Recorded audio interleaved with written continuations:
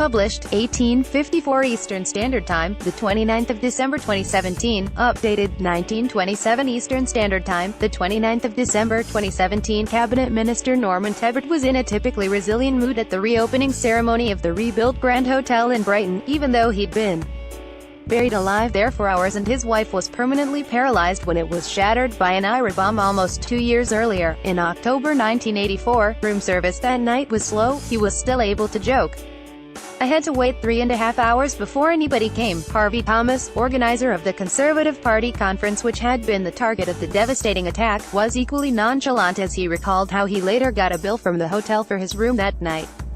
"I wrote back and said, would you mind giving me half a night's discount, because the room didn't exist after 3 a.m. Margaret Thatcher and her husband Dennis leave the Grand Hotel in Brighton after it was targeted by the IRA in October 1984. Such levity, such sang-froid, is remarkable, given that they'd been caught in the middle of an unprecedented act of terrorism and treason that came within inches of murdering a British Prime Minister, Margaret Thatcher.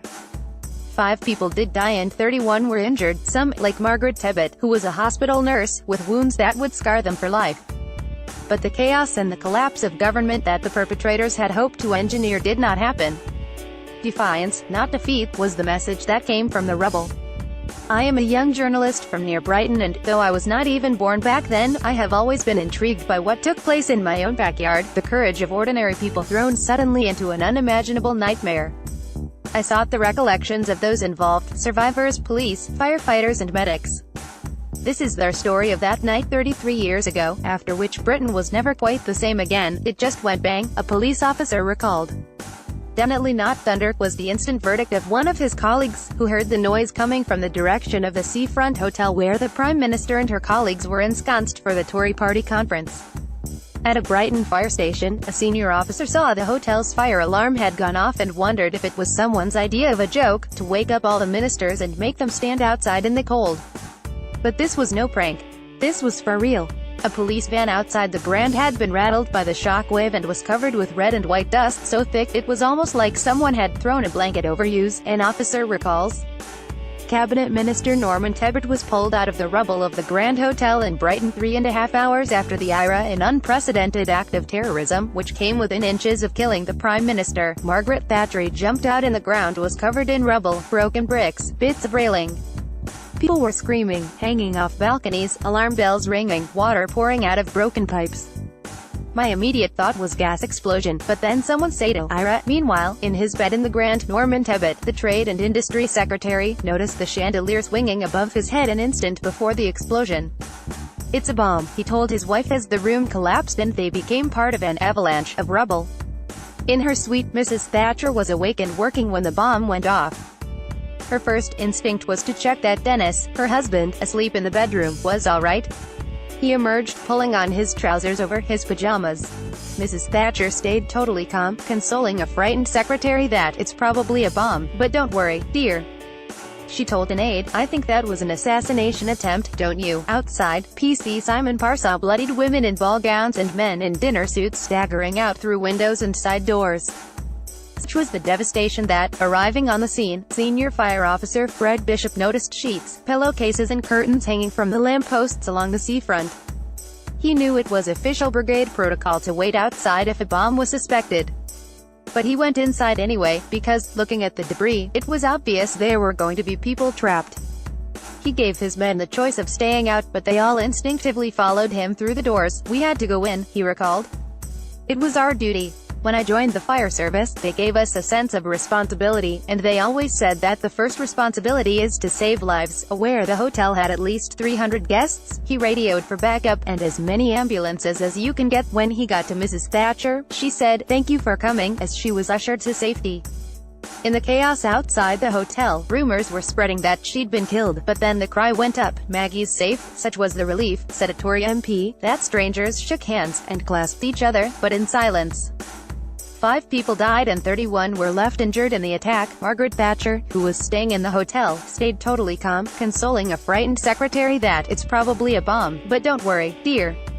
She told an aide, "I think that was an assassination attempt, don't you?" She was taken to Brighton Police Station, where, says Police Protection Officer David Bard, some people were suggesting the conference should be abandoned. And she sat upon that idea straight away. No way. We are continuing. They don't beat us. This was the message she rammed home to the gathering press, in the process exasperating another police protection officer, Les Crabb, who was anxious to get her out of sight. Anybody could have been there, but the damn woman insisted on stopping to have a chat. Meanwhile, Norman Tebbit was trapped and quietly awaiting rescue. He knew that he was badly injured, but there was no point in calling for help because there would be no one to hear just yet. "Save your energy," he told his wife, Margaret, as he held her hand to comfort her. The front page of the Daily Mail for October 13th, the day after the bombing, but he was worried. "We could hear water running and didn't know if it was rising about us. I suffered a couple of very strong electric shocks. When the people beginning to attempt the rescue cut through a cable which was still lit, that was a moment when I thought I was dying, but the pain went away and I realized I wasn't dead." By now, a systematic search of the hotel was underway. Room doors were kicked open on the top floors, but it was conditions on the lower ones that were most worrying. The explosion had dislodged a heavy chimney stack, which had come crashing through the floors, punching a hole like a lift shaft through the building and creating a large pile of rubble at the bottom. As firefighters were lowered down on ropes, it was feared there could be hundreds of people buried underneath it. One fireman recalled, "We were expecting an awful lot more casualties. Everyone was thinking that. Bravely they battled on, despite fears that there might be more bombs, and that the building itself was on the verge of collapse." One of those they rescued was press director Harvey Thomas, after 2.5 hours trapped in the rubble. "The time went quickly," he recalled. "I was alive, and they'd found me, so I just had to lie there till they got me out." During the Blitz in London, I remember as a tiny boy hearing a doodlebug and us all diving for cover. Our generation didn't faff around or make a fuss. He was eventually pulled out completely caked with mud and stark naked. Some, though, were making a fuss, as Detective Inspector John Byford recalled. As survivors of the blast milled around outside, he was trying to draw up lists of names to find out who was missing and who had been killed.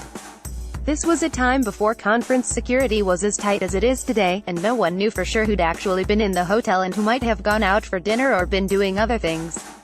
The police were asking questions, and one particular minister was shouting the odds, insisting that he had to get back to his room to collect his personal belongings. Norman Tebbit and his wife Lady Margaret Tebbit meeting one of the firemen who saved their lives after the Brighton bombing. Lady Tebbit was left permanently paralyzed due to her injuries. It turned out that he'd been in bed with a woman who was not his wife when they'd had to get out in a hurry. He was desperate to remove the underwear his lady friend had left behind before the room was searched and his secret tryst uncovered.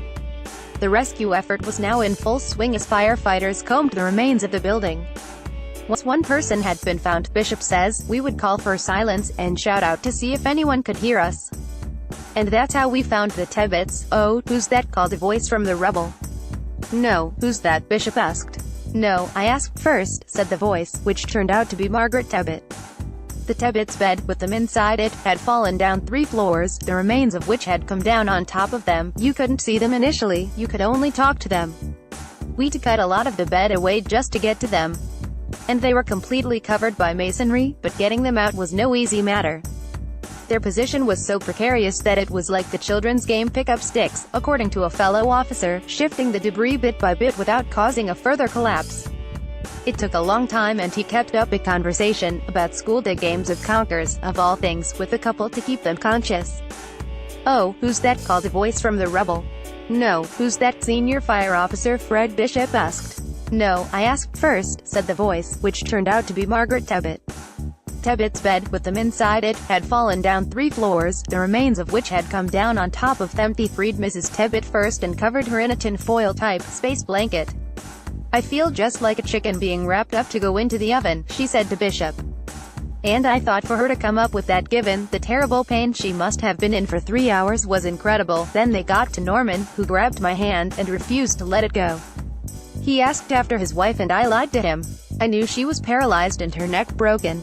But I told him, "Margaret's fine, we've got her off to hospital, just to get checked over." If I'd told him the truth and said, "Oh, she's broken her spine and her neck and is likely to be in a wheelchair for the rest of her life," he would have worried. So I lied to him to keep his spirits up. Fireman Paul Robb recalls Bishop climbing into a very, very small space to complete the rescue of Norman Tebbit.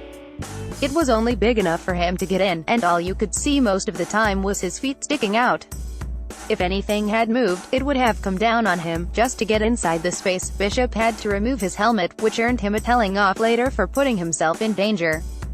A lot of us at the time thought he was absolutely mad doing it, Paul Robb recalls, but he's of the opinion that's what he's there for. When Norman Tebbit was finally freed from the rubble, a paramedic routinely asked him if he had any allergies. Yes, Tebbit replied.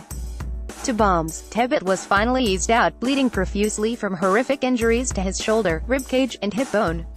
Paramedic Dave Weir inserted 2 intravenous drips and pain-killing drugs, and routinely asked if he had any allergies. Yes, Tebbit replied. To bombs. Gradually, the casualty situation was becoming clearer. At 5 a.m., Robin Butler, Mrs. Thatcher's principal private secretary, knew that some people were dead and others were still being dug out, but he let the Prime Minister get some sleep before telling her at 8 a.m. He was appalled when she replied that the conference was due to reconvene at 9:30, and we must make sure it starts on time. He told her, "You can't be serious. Terrible things have happened. You can't just go on with the conference as if nothing has happened, surely," but she was adamant. This is our opportunity to show that terrorism can't defeat democracy. It's what the victims would have wanted. That phrase struck Butler, because I wasn't quite sure how she could have known. Back at the Grand Ministers, MPs and delegates were milling around on the seafront, many still in pajamas and slippers. A coach arrived to take them to a shopping centre, where Conservative Party Treasurer Lord McAlpine had arranged for him.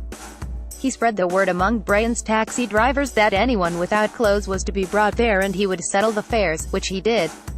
A journalist who saw people queuing up to be driven to the shops was amazed by the organisation. You could see how the Conservatives always win elections. At the Royal Sus County Hospital, where casualties were taken, everyone was working flat out. The call went out for extra staff, and Administrator Michael Farr recalls how people phoned in anyway, or just turned up. Junior medical staff, nursing staff, pathology staff, the lot, even the gynecologists came in. Debris can be seen at the foot of Margaret Thatcher's bed. These pictures revealed just how close the IRA came to succeeding in their assassination attempt. Normal departmental niceties were put aside as everyone pulled together at top speed, sending the injured to theatre, operating on them, before moving on to the next priority. Management was in the control room. Do you need more beds? Do you need blankets? Do you need whatever? The whole thing ticked over like a clock, said one doctor. For the authorities, there was a major problem in simply keeping up with developments because casualty figures were very hard to identify.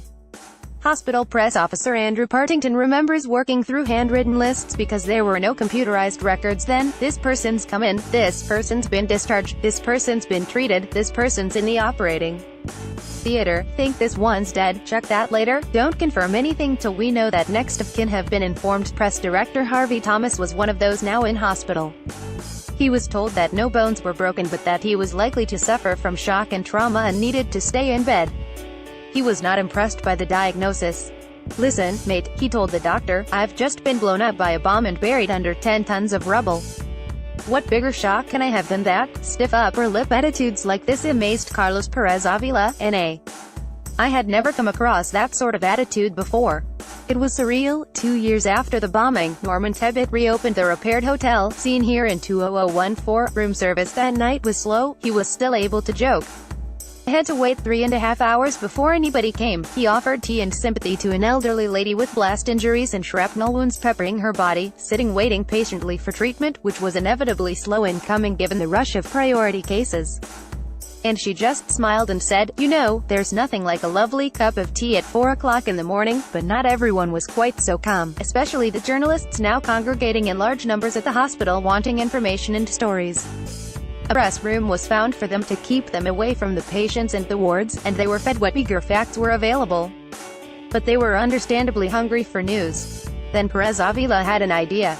He'd noticed that Harvey Thomas, though looking awful and half-dead, wasn't actually injured but was very talkative. He knew the Conservative Party, knew the organization of the conference, knew the politicians, and was happy to talk. So we put him up in front of the press. Thomas provided some great quotes, describing how from his trapped position, "I had to scratch and claw to keep the rubble away from my face and squirm to stay away from water cascading from a fractured pipe. At least I hope it was water." Thomas himself recalls how he was asked to be the sacrificial lamb, and agreed. I went in front of the cameras, though I hadn't had a chance to wash or even clear some of the rubble out of my ears. Later that day, an old friend of mine from Bible College in Minneapolis, who was married with a family in California, sent me a telegram addressed to Harvey Thomas, care of Margaret Thatcher, Brighton, England. So the telegram came through, and I went in to see Mother. We used to call Mrs. Thatcher Mother, and with half the cabinet all there, she said, "Oh, Harvey, I've got a telegram here for you. It says, Dear Harvey, I saw you on television here in California this morning. Do you know, we've known each other 25 years and I've never seen you naked before? Love, Diane." Early in the morning, at the Brighton Conference Center, the Tories had reassembled, as instructed by their leader. Concerned to get Mrs. Thatcher safely inside, Sue's Chief Constable Roger Birch asked for her to be brought in through the back and waited there for her. She went in through the front to show the world that it was business as usual. She spotted Harvey Thomas, who, against doctor's advice, had discharged himself from hospital. He had a conference to run and wasn't going to be stopped. "My God," said Mrs. Thatcher. "We thought you were dead." Thatcher's conference speech had been rewritten to reflect what had happened. She delivered it without an auto-cue. The key passage denounced the bombing as an attempt to cripple Her Majesty's democratically elected government. As far as he was concerned, he was just carrying on as expected. "I was very tired, but you're always tired on the last day of a conference anyway. I was naturally concerned about my friends who'd been killed, 5 of them, and also the injured. But with me, there was nothing broken, and in those days, we hadn't been clever enough to invent post-traumatic stress, so we just got on with it. It was a different world. The atmosphere at the conference center was terrible, according to conservative politician Ann Whitcomb. Everyone was asking about somebody that they couldn't find. We didn't know who was alive, who was dead, who was still under the rubble. There was an elderly lady that I was very close to, and I knew had been in the Grand. And it was absolutely ages before I was able to find out that she was all right. No one was pretending that everything was fine, because it clearly wasn't. But what we were saying was, the IRA is not going to stop us. We're going on." Backbench MP John Pally recalls this British stoicism, that we were going to carry on, business as usual, or as near usual as we possibly could. Thatcher's conference speech had been rewritten to reflect what had happened. She delivered it without an auto-cue. The passage denounced the bombing as an attempt to cripple Her Majesty's democratically elected government. That is the scale of the outrage in which we have all shared, and the fact we are gathered here now, shocked but composed and determined, is a sign not only that this attack has failed, but that all attempts to destroy democracy by terrorism will fail. After her speech, she didn't stick around to mingle with the audience. She wanted to get straight to the Royal Seuss Hospital, where she insisted on seeing all the bomb victims who were still there. Julia Cumberledge, chair of Brighton Health Authority, took her round the wards and at one point warned her, "Now we're going into the intensive care unit. You realize it's quite brutal." "Of course," Thatcher said. She went to people's bedsides and talked to them. She was very much the Prime Minister, and, in front of her colleagues and friends, she was very authoritative. Only once did she burst into tears, when she saw a badly injured policeman. "I think what got to her was that here was this man who had nothing to do with the Conservative Party and was just doing his duty in front of the Grand Hotel, and he was caught in the blast." To medic Carlos Perez Avila, who joined them for tea, what was remarkable was Thatcher's composure. "It was 5 o'clock and I was shattered by this time, absolutely knackered. I hadn't slept at all. The tension, the adrenaline, and everything." "So, you come from El Salvador?" the Prime Minister asked him.